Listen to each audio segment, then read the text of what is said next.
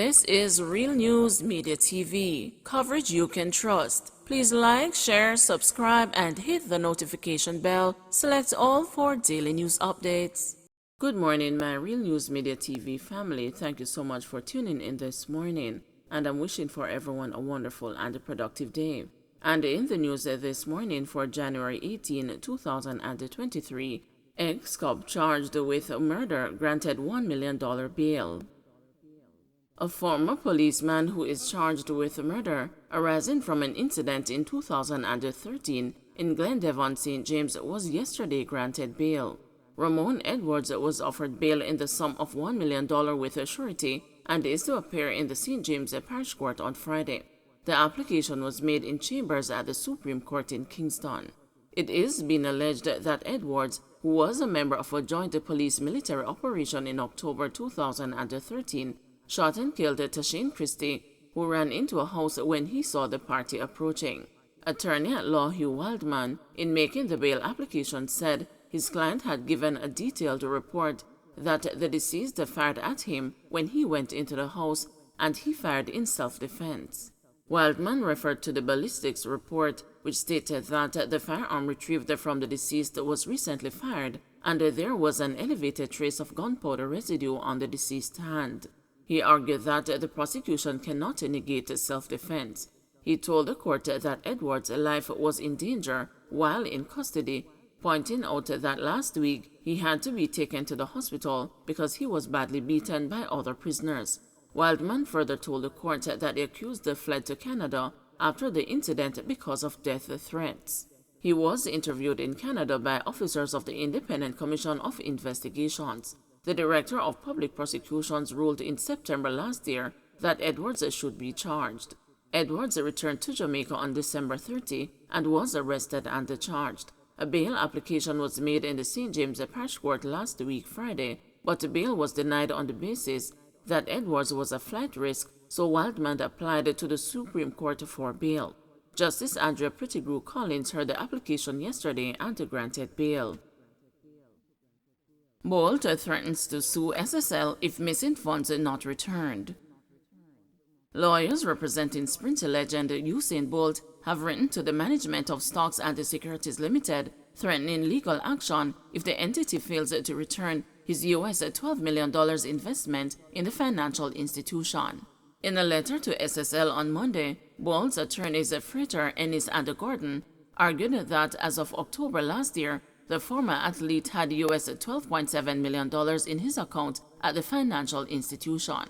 According to the attorneys, they have been informed that Bolt's account has been significantly depleted since then, and the balance is now US $12,047.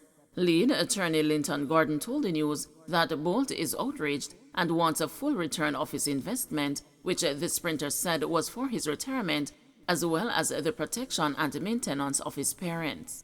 Mr. Gordon said the letter to SSL states that the company has 10 days in which to return the funds, failing which civil and criminal proceedings will be launched in court.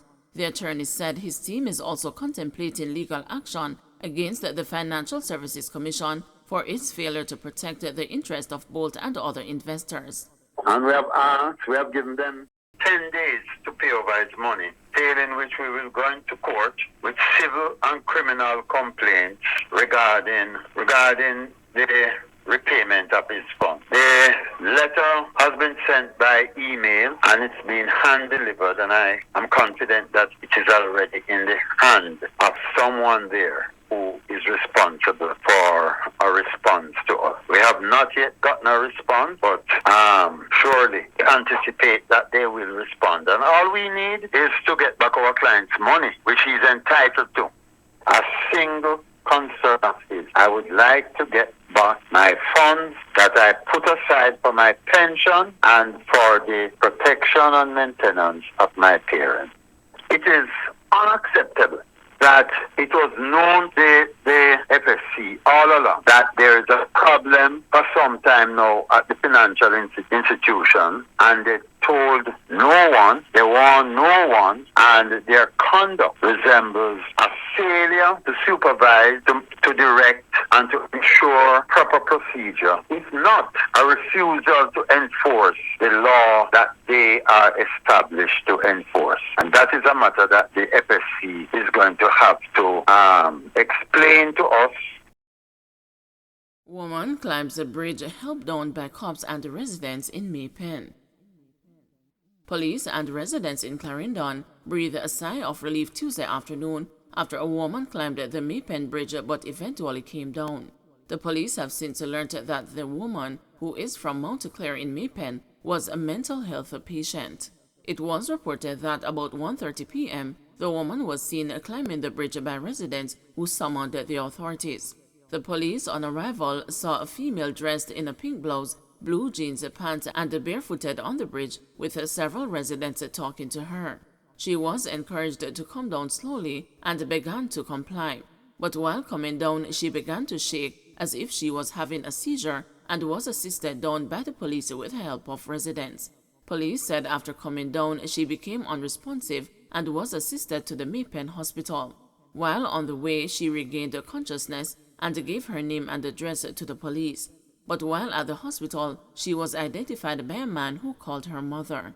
The woman's purported mother then arrived and gave the police a completely different name from what the woman had given. The purported mother also revealed that the woman was a patient of the hospital's mental health clinic. Subsequent checks by the hospital staff confirmed that information. The police left the woman in the care of the hospital. Illegal gun recovered in St. Catherine.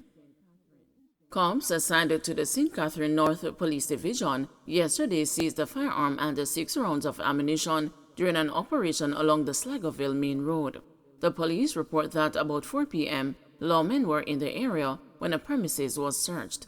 According to the police, a Taurus 9mm pistol with a magazine containing 6 9mm rounds of ammunition was found. No one was arrested in relation to the seizure. Investigations continue. Male student shot outside St. Thomas Technical High. A male student of St. Thomas Technical High School is nursing gunshot wounds following an incident at the school gate yesterday afternoon. Reports are that the wounded boy was involved in an altercation with another student when he allegedly brandished a weapon to stab the other student. A passerby who is a licensed firearm holder attempted to break up the fight. The man pulled his firearm and fired 1 round, hitting the teen. The schoolboy was taken to the hospital. His wounds are not considered life-threatening. The licensed firearm holder had reported to the police, who are investigating the incident. Shortage of data collection workers hampering census. The Statistical Institute of Jamaica has failed to retain the optimal employment level needed for the ongoing population and housing census. The census began in September last year and is being conducted to ascertain the demographic and the socio-economic conditions of the population as well as the housing stock. Statin Director General Carol Coy said the census has been hampered by people opting out of their engagement. She noted that 7,000 people across the country were trained, but there are currently just 4,800 census takers. Approximately 7,000 persons were trained across Jamaica, and we currently have on board approximately 4,800 persons. It should be noted that several census takers have also opted out of the job for varying reasons. Statin is therefore redoubling its efforts with targeted recruitment, training and onboarding of census takers in specific communities that currently have shortfalls, as we seek to identify candidates that are best suited to perform the tasks required until everyone is counted. Payment for data collection is based on the completion of questionnaires. So because we have not completed the count, we would not have paid out what it is that we are budgeted, because the census takers are paid per questionnaire, and that is how they. So if you have not completed your ED, your count, then you would not be paid. You're also paid traveling per ED, And so the impact of data collection on the budget will not be significant. There will be other costs, but as with any budget, there are savings in other areas that we would work through. Trial date to be set in February for soldiers in Keith Clark's killing. The trial date for the 3 Jamaica Defense Force soldiers charged with the 2010 murder of Keith Clark is to be settled on February 21.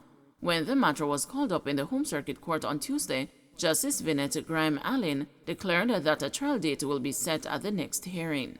Prior to Tuesday's adjournment, the defense team representing Corporal Odell Buckley, Lance Corporal Greg Tinglin, and Private Arnold Henry requested additional time to take further instructions from their clients. Their bail was subsequently extended. The pending trial date comes approximately 5 years after attorneys for the Jamaica Defense Force surprised the prosecutors with certificates of immunity for each of the accused as a jury selection for the murder trial was about to begin. The certificates were signed by former Minister of National Security Peter Bunting in February 2016, almost 6 years after Clark's death and 4 years after the soldiers were charged with murder. Mr. Clark was shot 21 times inside his Kirkland Close home in St. Andrew on March 27, 2010 during a police military operation to apprehend then fugitive drug kingpin Christopher Dudus Coke. Don't forget to like, share, subscribe, and hit the notification bell. Select all for daily news updates.